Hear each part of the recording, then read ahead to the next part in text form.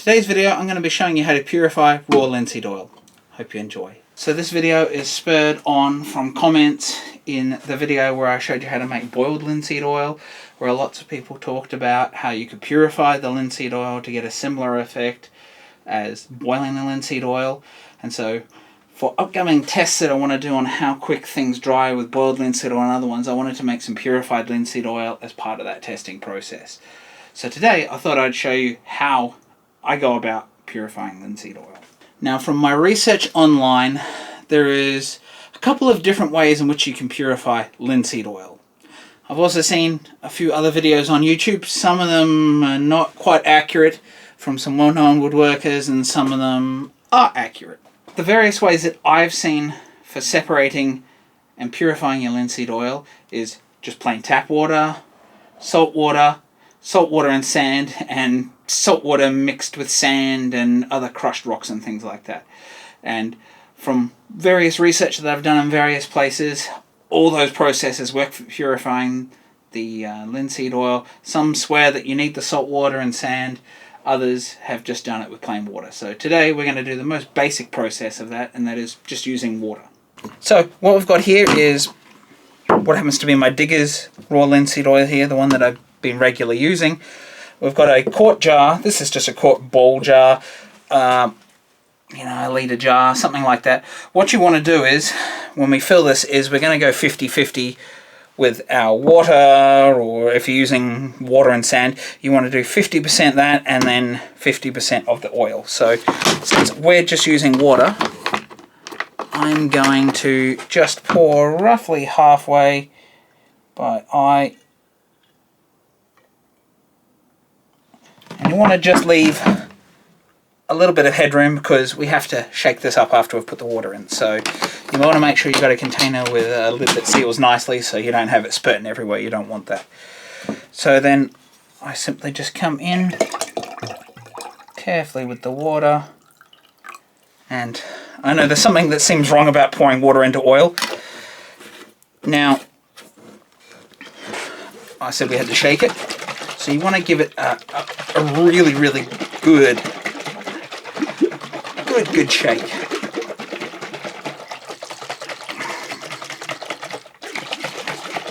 You want it all mixed in well. And so what we're left with is this very watery, yellowy, milky oil. Now, in some articles I read online, people recommend you let it separate, shake it again, let it separate, shake it again. Now, I've tried that a couple of times with some of the stuff that I've already purified, and I didn't find it made any difference to how much actually separated off. So what I'm going to do is leave this sitting, and you'll let it settle, and the oil is going to settle on the top of the water, and you're going to have sort of a fat layer with mucilage and stuff in the water in the bottom. So that's what I'm going to do. I'm going to leave it 4 or 5 hours, sometimes overnight, to separate. Now, some people said and show that you put this in the sun and leave it in the sun. That's a bad idea. You end up with condensation, and then the water, I found, came back up into the oil, so that's a bad idea. You can just, if it's in a cooler climate that you're in, you can leave it in some indirect sun or partial sun, but if you are doing that, do leave the lid off. Don't leave the lid on, because you need anything that's gonna, you don't want the water to sort of condensate in the top of the jar.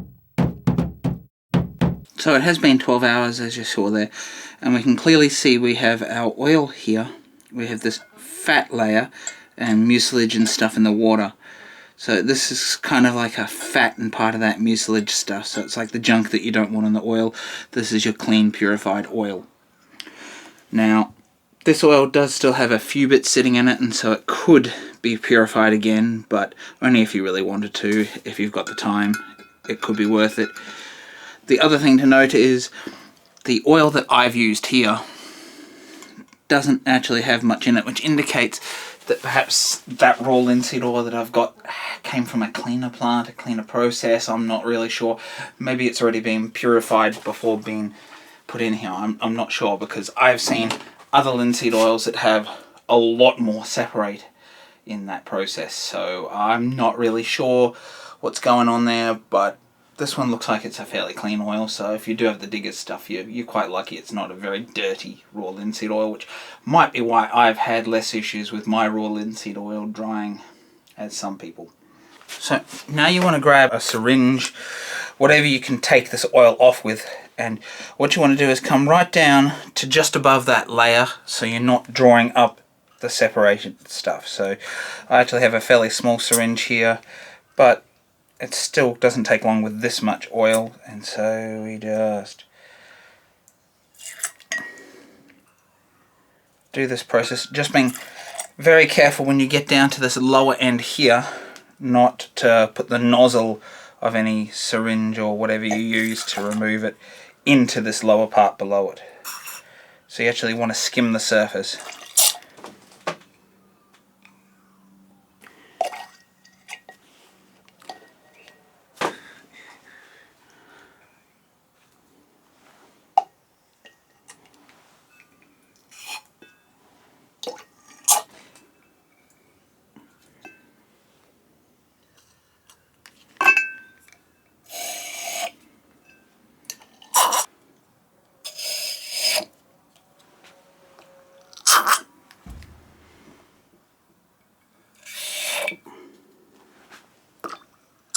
So that's where I'm stopping here. You can clearly see, you can sort of see the clean linseed oil, then there's this sort of layer of oil that's not 100% clean, and then you've got that fat layer, a mucilage layer that I told you about before.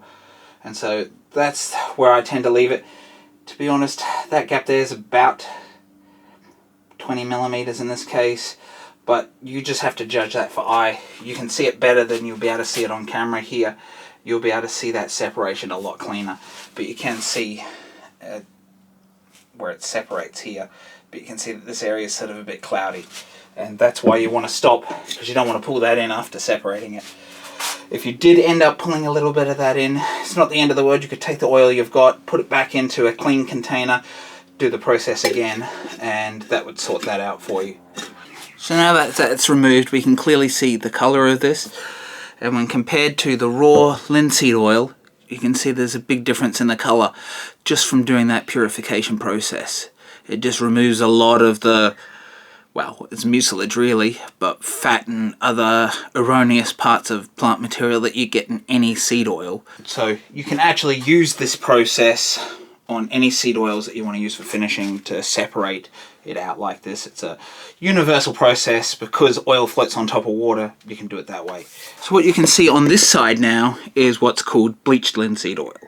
So after we've done the purification process here, you get your purified linseed oil like this. Maybe purified once, twice, 3 times, however many times you want to purify it. In this case, I'm just choosing to do it the once. And then we get what's called the bleached linseed oil. So how we get from purified linseed oil to bleached linseed oil is that we take anything that's going to keep the sunlight out of this. So we'll take the lid off, cover it with something that's clear. I haven't, I've left the lid off it most of the time, and you just sit it in the sun. Literally, the sun bleaches this for you. Now, bleached linseed oil would have been used by artists more than for woodworking finishes, and it would have been used for what they called linseed oil-based paints or oil-based paints, traditional oil-based paints.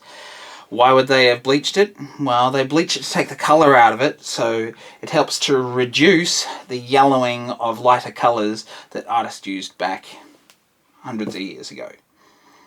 And so that's where this process comes in. Technically, you can use it for woodworking, but to be honest, most of these oils don't leave too much coloration even to a light timber like pine. So it is really up to you how long you want to do this. This particular one has been out in the sun for about 2 weeks, and we can clearly see there is a colour differentiation here, and it's also made it a little bit clearer. So I think it's had a slight clearing effect like boiling the linseed oil has.